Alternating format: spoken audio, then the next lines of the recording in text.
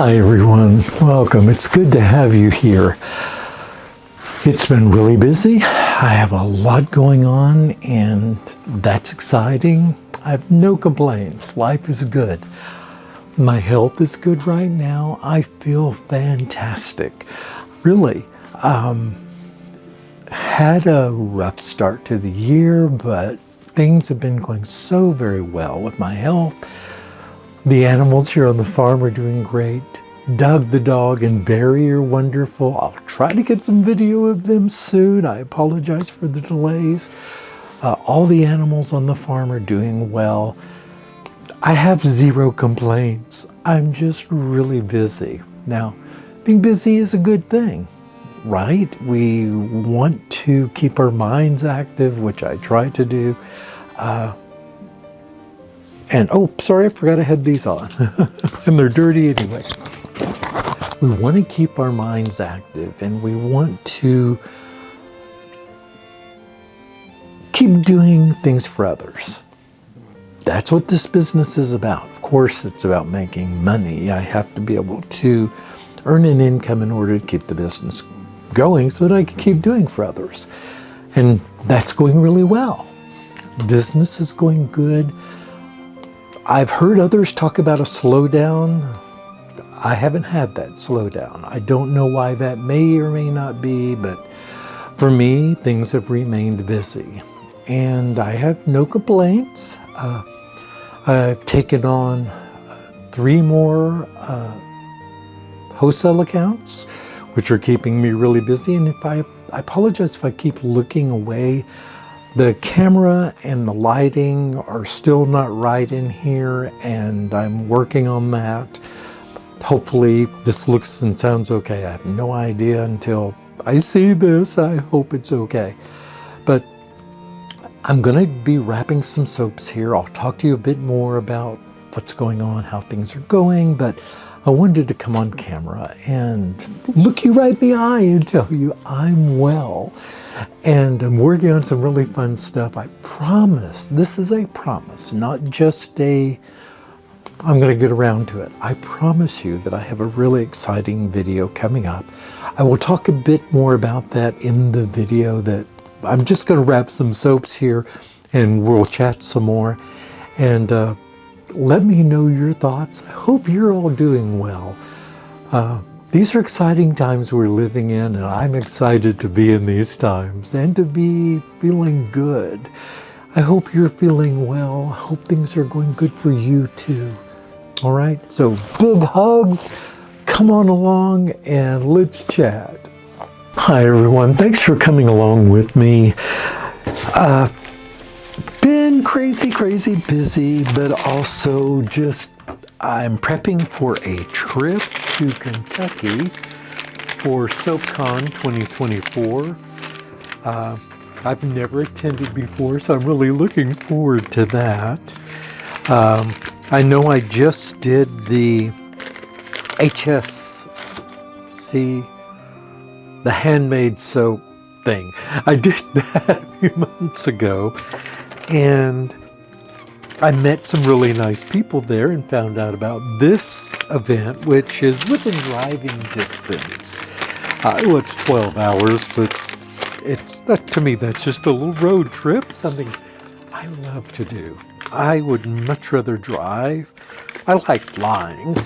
Flying is fine, but going through airports is awful, as you well know. And one of the great things about driving is you can go first class in your car, however you like, right? You can bring your own whatever snacks and drinks you want. You don't have someone else pushing and fighting for room on the armrest. You don't have to go through TSA. You don't have to be amongst all these strangers that are sometimes not very friendly. And so road trip it is. And I just wanted to chat with you all. I haven't had an opportunity to. And I needed to wrap up some soaps that have finished curing. These are just the regular Bison tallow soaps. These are nothing, no color, they're just plain old bars of soap. But these are the ones I sell the most of, and I have to work on these at least 3 times a week. And I recently took on another wholesale account, so that means even more of these, which goes back to why I haven't done as many videos, is because I'm doing a lot of the same thing over and over again. And that's one of the things I also wanted to chat about. Tedium in running your own business. What do I mean by tedium? Some people call it burnout. Some people call it boredom. It's just, when one is doing the same thing over and over again. I don't feel that for what I do. I don't get bored with making the same white soap over and over and over again. And the reason for that is, but it's tedious in regard to videos, because I can only do so many videos about making the same thing over and over again. And obviously I make variants on this. I do the, like the orange and the patchouli and the woodland and the rosemary, the other scent variations and color variations of this very same soap. But once you've seen it, you've seen it, and it would be pointless for me just to do those over and over again. Goat milk soaps. Even with all the goats that I have and all the goat milk that I have, and I have right now, this is no exaggeration, about 200 gallons frozen. I'm going to be freeze drying a lot of that. I have a Harvest Dry freeze dryer and do freeze dry it. I have fallen behind because of, being very busy, and I just haven't had a chance to do that. And why do I bring that up? Because that's something I miss doing. While this is the money maker, I prefer, or maybe preference is the wrong word, but I enjoy making the goat milk soaps more in many ways, and I think because there are more challenges. This is not a challenging soap to make. It's a 1-ingredient soap. It's tallow, and it's, the lye solution. So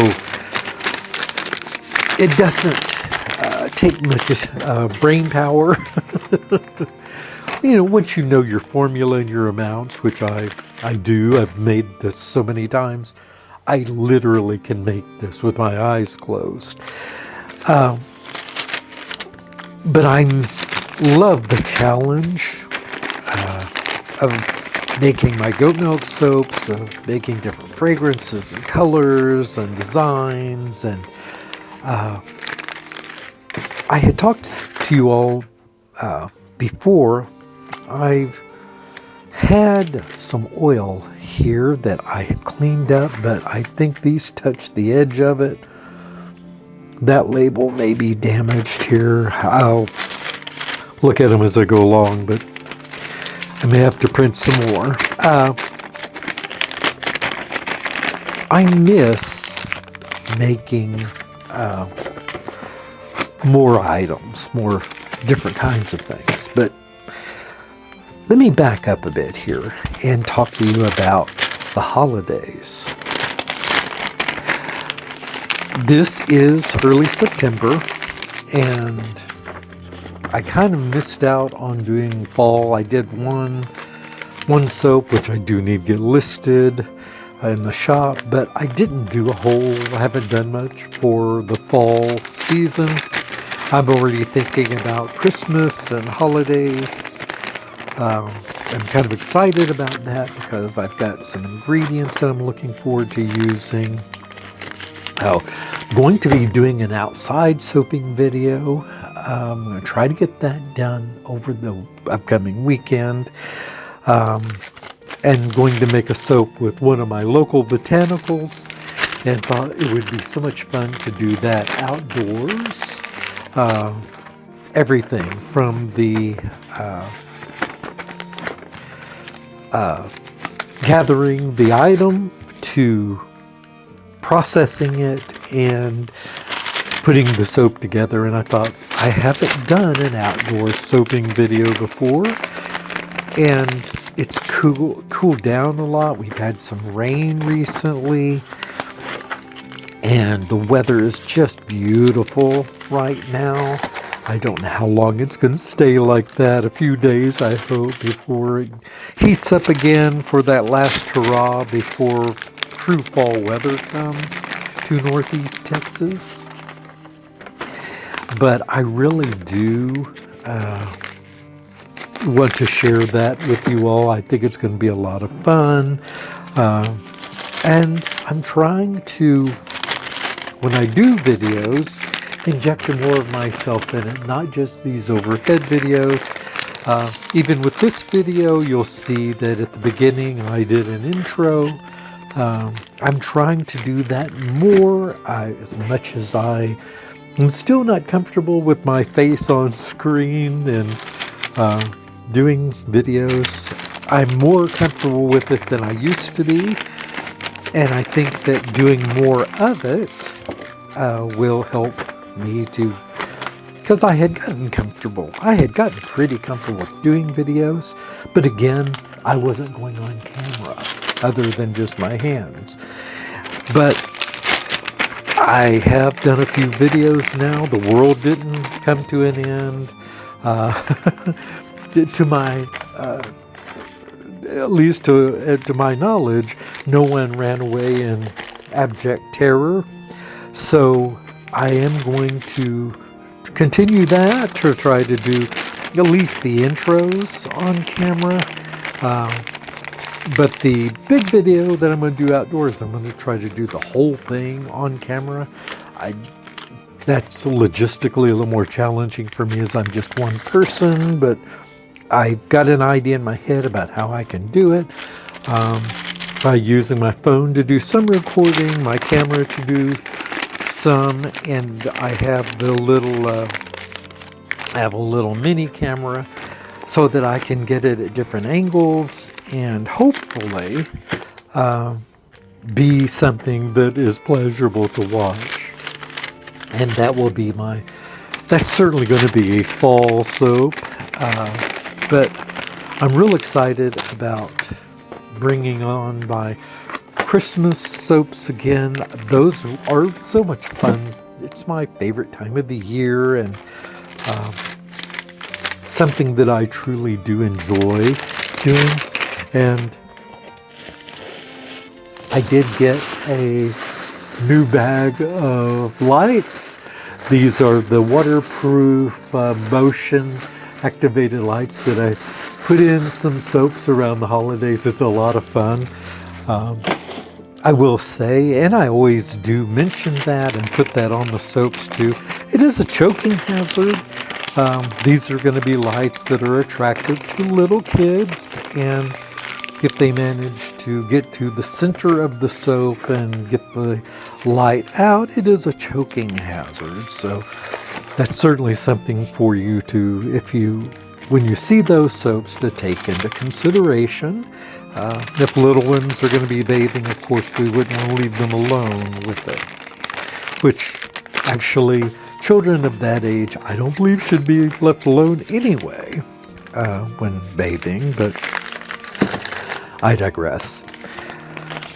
Oh, politics. I'm going to tell you all a little story. My mother, who was born in the South, still retained a lot of her Southern charms throughout her life, came from a racist background. I think she was just a product of her time. She was born in 1930 in rural Oklahoma. This is my adopted mother. When I speak of my mother, I'm talking about my adopted mother. I only met my birth mother a few times, and we didn't really get along very well. She's gone now. So is my adopted mother. She's deceased too, but when I speak of my mother, I'm talking about my adopted mother. Okay? Just wanted to be clear on that. Anyway, she came from a world where race was discussed in very derisive ways. It was, like I said, a very different time. Maybe not so different sometimes when you turn on the television or look on Facebook or TikTok or wherever you get your news. But hang on, I need to get more sax, so hold on a moment. Actually, since I'm wearing the mic, you can hear what I'm doing, but you won't be able to see what I'm doing. I'm just going to I have to go into my storage room to get more sax that I use to wrap my soaps. And anyway, where I was going with this is, so I was raised hearing about these things. My mother, as she got older, learned more about the world, and was not a racist person, as she hired people that my mother owned stores, and she hired people. She had employees from various parts of Africa. She had employees from Eritrea. She had employees from Ethiopia. And she had some employees from Cameroon. And she actually had some, outside of Africa, she also had some Haitian employees. And she also had a few Caucasian employees and some Latino employees. Why do I bring this up? Because that taught me from a very young age that people are people. That seems like a nebulous statement, but let me clarify what I'm talking about. Here's an example. Okay, so one of my mother's employees, one of the Eritrean employees that she had, his name was Goitom, Goitom. She adored him. I adored him. He loved my mother. He loved me. He was a great man. I don't know if he is still living or not. We lost contact after my mother died, but I lost contact with a lot of people that I knew back then, but that's the way life goes.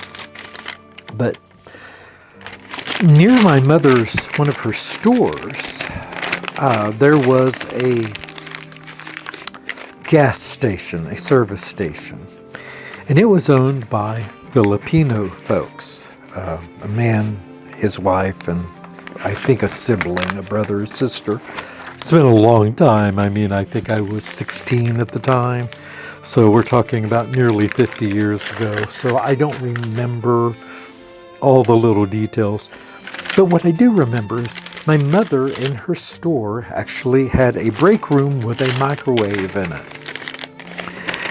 And she would let the Filipino employees come over to her store, go into her store to the break room, and use her microwave to heat up their dinners that they brought to work. And this was real common. It happened quite frequently.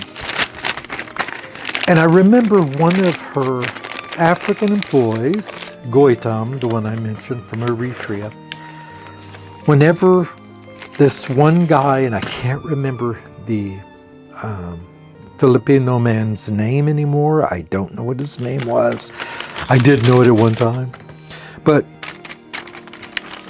when he went into the break room and we heard the microwave go on, Goitom would go, meow, meow, a joke meaning they were cooking cats in the microwave. And I was a young person. I didn't really know much about the world. And I said, what's that where he goes, they eat dogs and cats. And I thought that was incredulous and I'd never heard such a thing. And of course, my mother dismissed it as she just said, oh, he's just joking, he's being silly. And he was, and they were not eating dogs or cats. They were just eating their food. It was just normal Filipino food. I don't know exactly what they were eating, but I assure you it wasn't dogs and cats. Why do I say this? Why do I know this to be a fact? Because my mother used to take the wife shopping. She didn't drive, the husband drove, but the wife didn't drive. And so my mother had to take daily trips to the bank to make deposits and things like that, get change. This was another time, remember, everything wasn't done with a cell phone. There were no cell phones. There was no internet. It was a different kind of world. But anyway, I'm sorry, I keep digressing to things that you don't care about.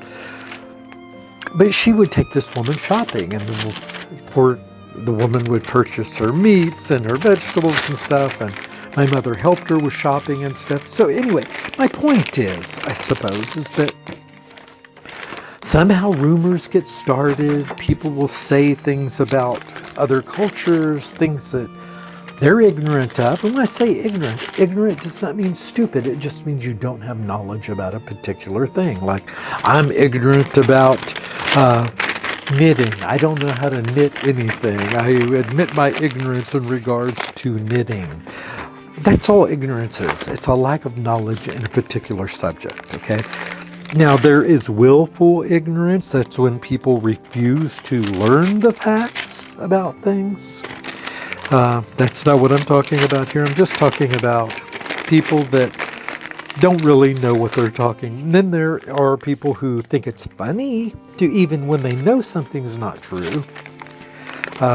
There are people who think it's funny to say such things, you know. I mean, when I was a kid, I remember blonde jokes that people made, you know.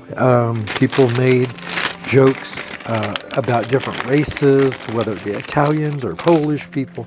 I heard all of this stuff growing up. And the one thing I can say is that my mother, like I said again, who was raised in a racist family and grew up with racism, she learned that those things were not true, that the hatred and the ignorance that came from her background was not legitimate and wasn't the way people really were. Now we hear I bring this all up because I hear these stories about people talking about Haitians and saying these things about them. And this has nothing to do with politics. This has to do with humanity.